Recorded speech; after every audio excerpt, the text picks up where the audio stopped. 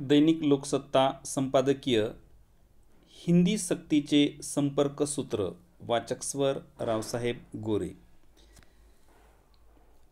राज्यात इयत्ता पहिलीपासून हिंदी भाषा शिकवावी लागणार याचा आनंद झालेला वर्ग बहुधा सध्या एकच असेल, तो म्हणजे यासाठी शिकवणी वर्ग सुरू करून त्यातून मिळू शकणारा आर्थिक लाभ पाहू शकणारा, म्हणजे राजकीय विरोधक, शैक्षणिक क्षेत्रातून उठणारी तीव्र नापसंती आणि सरकारच्या पातळीवर करावी लागत असलेली सारवासारव हे या विषयावरील एक चर्चाविश्व झाले।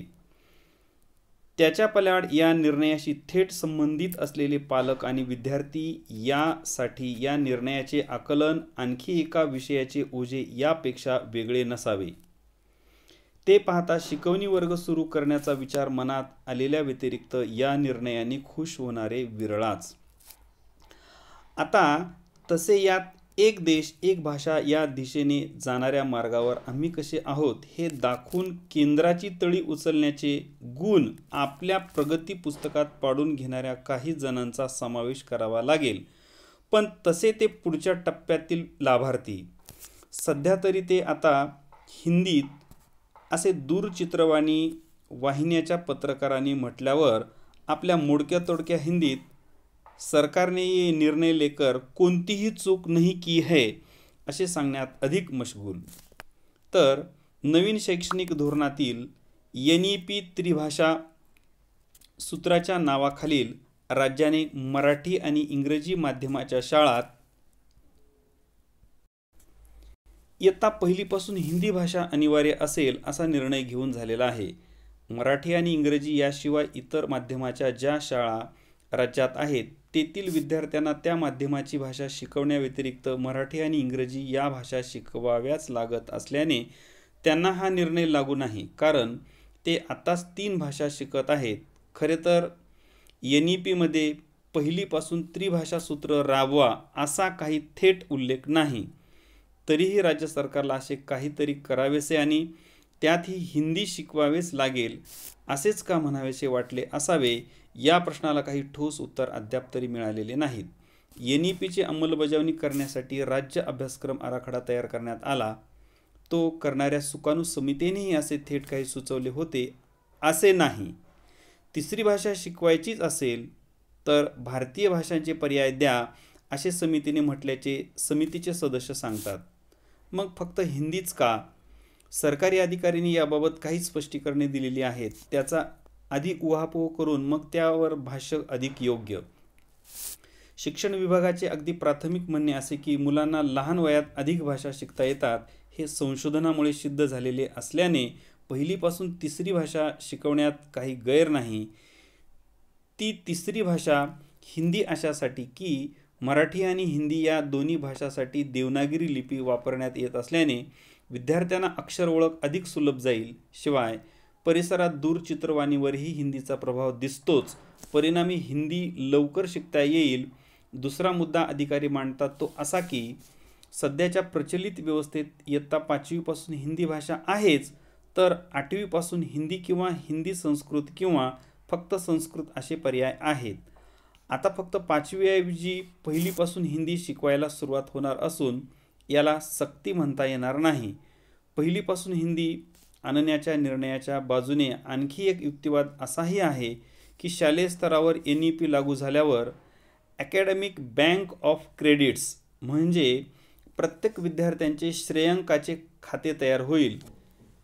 विशेष शिक्षण हे त्या इयत्तातील गुणापुरते मर्यादित न राहता श्रेयांकामध्ये मोजले जाणार असल्याने आणि ते पुढे ग्राह्य धरले जाणार असल्याने अन्य माध्यमाच्या ज्या शाळात त्या माध्यमाची भाषा आणि मराठी आणि इंग्रजी अशा 3 भाषा आताही शिकवल्या जातात।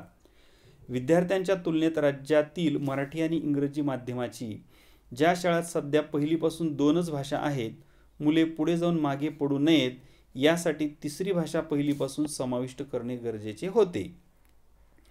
या सर्व सरकारी तर्कटाला अगदी पहिले आणि स्वाभाविक उत्तर हे आहे की विरोध हिंदी भाषेला नाही तर मराठी भाषिक राज्यात होणाऱ्या त्या भाषेच्या सक्तीला आहे। लहान वयात मूल अधिक भाषा सहज शिकते असे संशोधन सांगत असले तरी ते सक्तीने नाही हे कसे सोयीस्करपणे विसरून चालेल? दुसरे म्हणजे मराठी आणि हिंदीची लिपी सारखी असली तरी लेखनाचे शुद्धलेखनाचे नियम भिन्न आहेत. अगदी विभक्ती प्रत्यय जोडून लिहायचे की स्वतंत्र यामध्ये फरक आहे. लिपी सारखी आहे म्हणून एक वेळ अक्षर ओळख झाल्यावर अक्षरे वाचता येतील, पण भाषा कशी समजणार? त्यासाठी ती वेळ देऊन शिकवावी आणि शिकवावी लागते. ती योग्य पद्धतीने शिकवण्यासाठी पुरेसे शिक्षक असणे हा त्यामुळे आणखी एक अनुषंगिक मुद्दा. हिंदी भाषा परिसरात बोलली जाते, दूरचित्रवाणीवर असते असे म्हणताना केवळ शहरी भागाचा विचार करून कसे चालेल? राज्याच्या सीमावरील परिसरात त्या सीमेला लागून असलेल्या राज्यातील भाषा तेथे अधिक जवळच्या असतील की हिंदी? म्हणूनच हिंदीबरोबर गुजराती, कन्नड, कोकणी, तेलुगू, उर्दू यापैकी एखादी भाषा शिकायचा पर्याय उपलब्ध करून देणे अधिक श्रेयस्कर नाही का? हाच प्रतिवाद अकॅडमिक बँक ऑफ क्रेडिट्सच्या मुद्द्यालाही लागू होतोच. श्रेयांक कमी पडू नयेत म्हणून तिसरी भाषा आणायची असेल तर भाषा निवडीचे वेगवेगळे पर्याय देऊच शकता येतात. हिंदीची सक्ती कशाला? या सगळ्या प्रतिवादानंतरच्या अवकाशात जे आणखी काही मुद्दे उरतात त्यांचा मात्र अधिक गांभीर्याने आणि शैक्षणिक दृष्टिकोनातून विचार करणे आवश्यक. ज्या त्रिभाषा सूत्राच्या नावाखाली हिंदीचा समावेश होतो आहे त्याचे मर्म शिक्षण व्यवस्थेला खरेच कळले आहे का? हा प्रश्न त्यातील प्राथमिक. मातृभाषा किंवा स्थानिक भाषेतून शिक्षणाला पर्याय नसावाच, पण त्या जोडीने इंग्रजी आणि एखादी भारतीय भाषा यावी असा यामागचा साधा सरळ विचार. म्हणजे खरं तर उत्तर भारतात हिंदी इंग्रजीच्या जोडीने तिसरी भाषा म्हणून मराठी, तमिळ, कन्नड, मल्याळम, तेलुगू शिकवले जाण्याचे पर्याय उपलब्ध होणे अपेक्षित आहे. त्याबद्दल मात्र कुणी फारसे बोलताना आढळत नाही. तेथे यापैकी एखादी भाषा शिकणे अनिवार्य केली जाऊ शकते का? असा प्रश्नही हिंदी सक्तीच्या तर्कटानुसार गैर लागू नसावा. शिवाय जेव्हा पहिलीपासून इंग्रजी भाषा आणली गेली तेव्हा त्याला किमान करिअरसाठीच्या व्यावसायिक उपयुक्ततेची जोड होती. आहे. हिंदीला ती आहे का याचा विचार झाला आहे का? आणि अगदी करिअरसाठीच नाही, आनंदासाठी भाषा शिकायची असेल तरी तरी ती सक्तीने का? आणि त्या अभ्यासक्रमातून आणून मार्काधिष्ठित करून लेखन वाचनावर भर देण्यापेक्षा ऐच्छिक ठेवून त्यातील भाषिक आनंद घेण्यापुरती ती का नसावी? सरतेशेवटी मुळात जेथे NEPच त्रिभाषा सूत्राच्या अंमलबजावणीत कोणत्याही विशिष्ट भाषेचा आग्रह धरत नाही आणि कोणत्याही राज्यावर कोणतीही भाषा लादली जाणार नाही असे म्हणते, तेथे त्यावरून तयार केलेल्या गेलेल्या धोरणात तिसरी भाषा सक्तीने येण्याचे कारणच नाही. या सक्तीने मराठी अमराठी सारख्या राजकीय वादांना खतपाणी घातले गेले तर आश्चर्य वाटू नये. आत्ताही तेच झडत आहे. त्यातून अजून भर या सगळ्यात विद्यार्थी, शिक्षक आणि पालकांना काय हवे आहे याचा विचार कधीतरी होणार आहे का?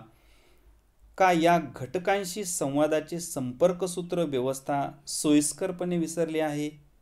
धन्यवाद. व्हिडिओ आवडल्यास नक्कीच शेअर करा.